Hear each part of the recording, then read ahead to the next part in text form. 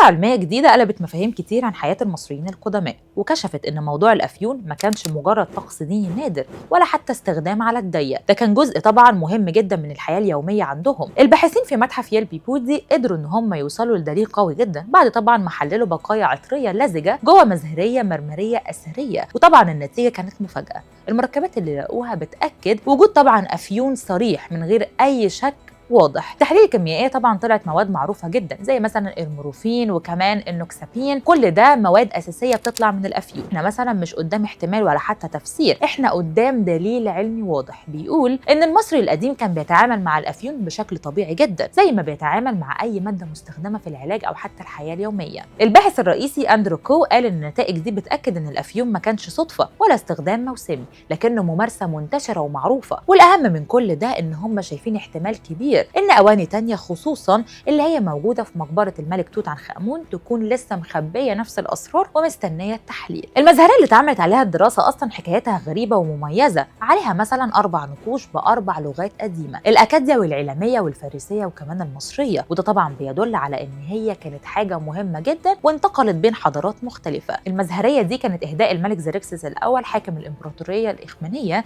في الفترة ما بين 486 و 465 قبل الميلاد. كان فيها طبعا نقش بيحدد ساعتها بحوالي 1200 ملي لتر، ودي طبعا حاجه نادره جدا في الاثار لان مش معتاد ان الاواني القديمه دي يكون مكتوب عليها الحجم. اللي زود اهميه الاكتشاف اكتر ان اثار الافيون لقوها في مكانين مختلفين تماما، واحد في مقبره ملكيه والتاني في مقبره تجار في مدينه سيدمنت، وده اكيد معناه ان الافيون ما كانش حكر على الملوك ولا حتى الطبقه الغنيه بس، لكنه كان معروف ومستخدم عند طبقات مختلفه من المجتمع. يعني من الاخر الماده دي كانت جزء مهم جدا من الثقافه اليوميه، سواء بقى للعلاج او التهدئه او حتى استخدامات تانية لسه الباحثين بيحاولوا يفهموها. العلماء كمان شايفين ان اللي اتكشف ده مجرد البدايه، وان في اواني كتير لسه في المخازن والمتاحف ممكن طبعا تطلع نفس النتائج لو اتعمل ليها تحليل دقيق، وده طبعا بيفتح باب كبير لاعاده قراءه تاريخ الطب والعلاج طبعا عند المصريين القدماء واللي كانوا دايما متقدمين بخطوات عن غيرهم. الافيون نفسه مش ماده جديده على البشريه، ده مستخرج من نبات الخشخاش واستخدمته حضارات قديمه من حوالي 3400 سنه قبل الميلاد